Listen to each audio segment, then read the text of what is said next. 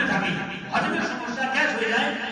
ওই যখন আল্লাহ কুদরতি ভাবে যখন আল্লাহ তাআলা রাতকে বানিয়েছেন ঘুমানোর জন্য, রাতটাকে বানিয়েছেন ঘুমানোর জন্য, আরাম করার জন্য। যখন 6 থেকে 8 ঘন্টা ঘুমায় তখন সারা শরীরে যত শিরা উপশিরা আছে এটাকে রিকভারি করতে সময়টা লেগে যায়।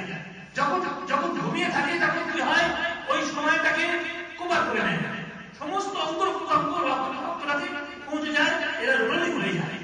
যখন 6 ঘন্টা ঘুমাবে না, 5 ঘন্টা ঘুমাবে, 4 ঘন্টা ঘুমাবে, 1 দিন 2 দিন 3 দিন 4 দিন 5 দিন 6 দিন 7 দিন 8 দিন 9 দিন পরে কি হয়ে যাবে, আস্তে আস্তে অসুস্থ হয়ে যাবে, শরীর খারাপ হয়ে যাবে, হজম হবে না, হজমের সমস্যা হবে, মাথায় রক্ত বেড়ে যাবে, প্রেশার বেড়ে যাবে, সুগার বেড়ে যাবে।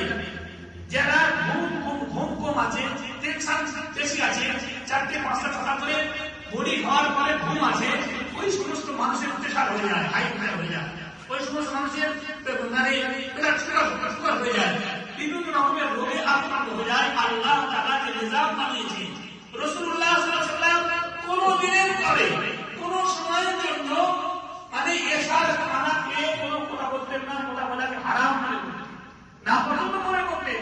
এশার নামাজ পড়ে সাথে সাথে শুয়ে পড়ে আর কি করতেন, 6 ঘন্টা হয়ে গেলে উঠে গিয়ে আবার আল্লাহর সামনে দাঁড়িয়েছে। এই সুন্নতটাকে আজ পর্যন্ত সে রাসূলুল্লাহ সাল্লাল্লাহু আলাইহি ওয়াসাল্লামের জামানা থেকে আজ পর্যন্ত মক্কা শরীফ এবং মদিনা শরীফে কি হয়, দুবার করে আযান হয়, তাহাজ্জুদের আযান দেওয়া হয়। কেন? হে ঘুমনে ওয়ালারা, হে ঘুমনে ওয়ালারা, উঠে যাও, আল্লাহর সামনে দাঁড়িয়ে যাও। এই আরবে মানে মালয়েশিয়াতে, ইন্দোনেশিয়াতে, এদিকে মানে বিভিন্ন জায়গার মুসলিম দেশগুলো আসরের পর থেকে ওরা দোকান বন্ধ করা শুরু করে।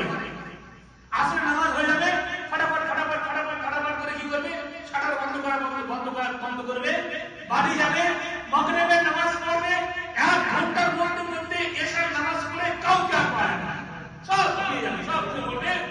আর যখন তাহাজ্জুদের সময় হবে দেখবে এরকম আমাদের 10টা 11টার সময় সেরকম গাড়ি চলে, যেরকম রাস্তায় ভিড় থাকে, ওই রকম মানে ফজর থেকে শুরু হয়ে যাবে। আমার এখানে কলকাতা বলুন, মুম্বাই বলুন, দিল্লি বলুন, 11টা না বাজলে কেউ দোকান খোলে না। বোম্বাই তো 12টা 1টা পর্যন্ত বেজে যায় দোকান খুলতে, আর রাত 12টা 1টা বেজে যায়, 2টো বেজে যায় দোকান বন্ধ করতে। আল্লাহ পাক রব্বুল আলামিন কি করেছে, নিয়ামতকে ছিনিয়ে নিয়েছে, বরকতকে ছিনিয়ে নিয়েছে, করুণাকে ছিনিয়ে নিয়েছে, আল্লাহ তাআলার কৃপাকে ছিনিয়ে নিয়েছে। দোস্ত বুজুর্গ, যখন আমি আল্লাহর হুকুম অনুযায়ী চলবো না, আল্লাহর আদেশ অনুযায়ী চলবো না, আল্লাহ কি করবে না, নিয়ামতকে ছিনিয়ে নেবে, বরকতকে ছিনিয়ে নেবে। দোস্ত বুজুর্গ, যাকে আপনি জিজ্ঞাসা করবেন, যে বড় থেকে বড়, ছোট থেকে ছোট, ফুটপাতে যাকে আপনি জিজ্ঞাসা, ভাই কেমন আছেন, না ভাই ভালো নেই। কেন ভালো নেই? এই মানে পাই না। কেন ভালো নেই? ব্যবসা ভালো হয় না। কেন ভালো নেই? মানে মজদুরি পাইনি, টাকা পাইনি, ফসল ভালো হয়নি। কোন মানুষ এটাও বলেন আলহামদুলিল্লাহ, যে অবস্থা আল্লাহ রেখেছে সে অবস্থা আমি ভালো আছি, কেউ বলে। দোস্ত বুজুর্গ, একজন নবীদের মধ্যে একজন নবী হলেন হযরত আইয়ুব আলাইহিস সালাম। তিনি 18 বছর, 1 দিন 2 দিন 3 দিন চিল্লা 4 মাস নয়, 2 দিন 4 মাস 1 বছর 2 বছর নয়, 18 বছর যাবত তিনি রোগে আক্রান্ত ছিলেন। কিরকম রোগ?